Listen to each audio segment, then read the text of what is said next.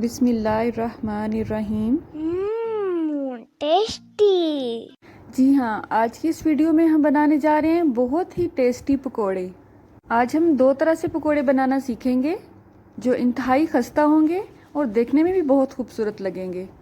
तो चलें, अपना टाइम ज़ाया किए बगैर हम अपनी रेसिपी की तरफ चलते हैं। तो सबसे पहले हम लेंगे एक बाउल में 1.5 कप बेसन। अब हम इसमें डालने के लिए बाकी मसाला जात लेंगे। उसके लिए हम लेंगे 1.5 चम्मच कोकोनट पाउडर, आधा चम्मच हल्दी पाउडर, 1 चम्मच नमक, 1 चम्मच कुटी हुई सुर्ख मिर्च, आधा चम्मच खुश्क धनिया पाउडर, आधा चम्मच साबुत काला या सफ़ेद ज़ीरा, 1/4 चम्मच अजवाइन, 1 चम्मच कसूरी मेथी और 2 चम्मच खुश्क धनिया है ये, उसे आपने मोटा मोटा और दरदरा सा पीस लेना है। इन तमाम अज्जा को हम बेसन में शामिल कर देंगे। अब हम इसमें थोड़ा थोड़ा सा पानी डालते जाएंगे और इसकी एक पेस्ट सी रेडी कर लेंगे। पानी ना तो बहुत ज़्यादा गर्म होना चाहिए और ना ही बहुत ठंडा होना चाहिए, बिल्कुल नॉर्मल टैप वाटर लिया है मैंने यहाँ पे। हम इसे इतना ही पतला रखेंगे जितना हम इसे आराम से हैंडल कर सकते हैं।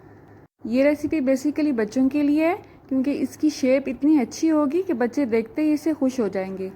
अब हम इसे साइड पर कर देंगे और आलूओं की कटिंग की तरफ आएंगे। उसके लिए हम आलूओं का छिलका उतार लेंगे और उसे इस तरह से थिन स्लाइसिस में लंबे लंबे टुकड़ों में काट लेंगे। उसके बाद किसी भी शेप का कटर ले लें, जो भी आपको पसंद है वो सिलेक्ट कर लें।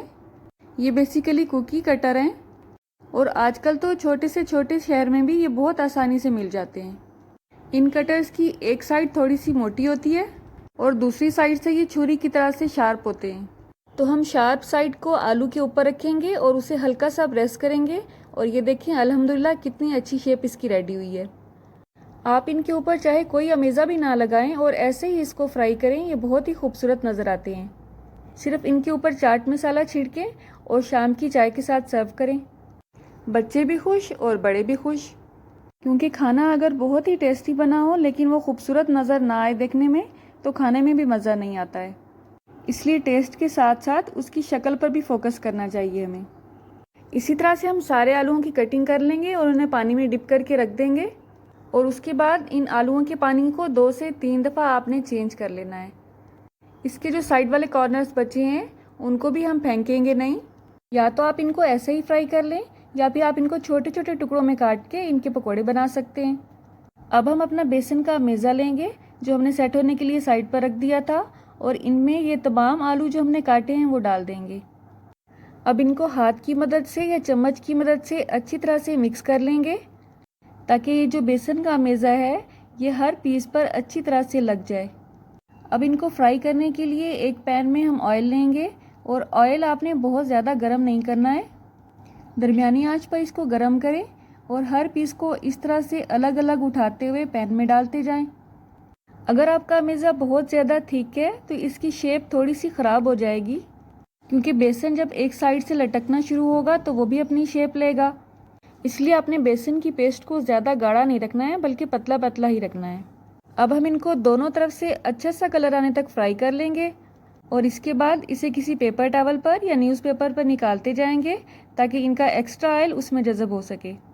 अब हम अपनी दूसरी रेसिपी की तरफ आएंगे और ये तो बहुत ही टेस्टी रेसिपी है। उसके लिए आलूओं को हम इस तरह से लंबे लंबे पतले टुकड़ों में काट लेंगे जिस तरह से फ्राइज़ काटते हैं, और प्याज को भी इस तरह से लंबे और पतले टुकड़ों में आपने काट लेना है। आलूओं को जब भी काटें उनको पानी में डिप करके रखें, इस तरह से ये काले नहीं होते हैं। अब हम इन दोनों अज्जा को एक ही बाउल में शिफ्ट कर लेंगे। उसके बाद इसमें तकरीबन 2 कप के हिसाब से बेसन ऐड करेंगे। आलू यहाँ पर मैंने 3 से 4 अदद लिए थे दरमियाने साइज़ के, आप अपनी ज़रूरत के मुताबिक ले सकते हैं। अब हम इसमें मसाला जात ऐड करेंगे। उसके लिए हम लेंगे 1.5 चम्मच नमक, आधा चम्मच हल्दी, 1.5 चम्मच कुटी हुई सुरख मिर्च, 1 चम्मच सुरख मिर्च पाउडर, 1 चम्मच खुश्क धनिया पाउडर, 1 चम्मच साबुत सफ़ेद ज़ीरा, आपके पास सफ़ेद या काला जो भी आप डाल सकते हैं, आधा चम्मच काली मिर्च का पाउडर, 1/4 चम्मच अजवाइन, 2 चम्मच कसूरी मेथी के हम यहाँ पर लेंगे। कसूरी मेथी की तो बहुत ही अच्छी खुशबू आती है पकौड़ों में। और ये खुश्क धनिया है मोटा कूटा हुआ, ये 3 से 4 खाने के चम्मच मैं ले रही हूँ क्योंकि ये बहुत ही ज़रूरी आइटम है पकौड़ों में। इन तमाम अज्जा को भी हम बेसन में ऐड कर देंगे। अब हम इसमें ऐड करेंगे 1 अदद अंडा और इससे ये बहुत ही ज़्यादा खस्ता और क्रिस्पी बनते हैं। लेकिन अगर आप किसी भी वजह से इसमें अंडा नहीं डालना चाहते हैं तो आप इसे स्किप कर सकते हैं। अब हम इसमें अच्छी तरह से फेंटा हुआ दही ऐड करेंगे। 2 से 3 खाने के चम्मच ले रही हूँ यहाँ पर मैं।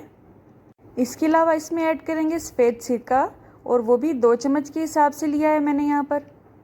अंडा, सिरका और दही ये वो 3 आइटम हैं जो हर कोई नहीं डालता है पकौड़ों में, लेकिन इन तीनों की वजह से ये बहुत ही ज़्यादा टेस्टी और खस्ता बनेंगे। आप इसे ज़रूर ट्राई कीजिएगा। अब इसमें पानी ऐड करने से पहले हम इसे हल्का सा मिक्स कर लेंगे और इसके बाद इसमें थोड़ा थोड़ा सा पानी ऐड करते जाएंगे और इसे मिक्स करते जाएंगे। इसे मिक्स करने के बाद आपने देखना है कि बेसन इसमें इतना हो कि तमाम फ्राइज़ अच्छी तरह से उसमें कोट हो चुके हों। अगर आपको ज़रूरत महसूस हो तो थोड़ा सा बेसन आप इसमें और भी ऐड कर सकते हैं। तमाम अज्जा को मिक्स करने के बाद ये कुछ इस फॉर्म में आना चाहिए हमारे पास। अब हम इसे तकरीबन 10 मिनट के लिए कवर करके रख देंगे।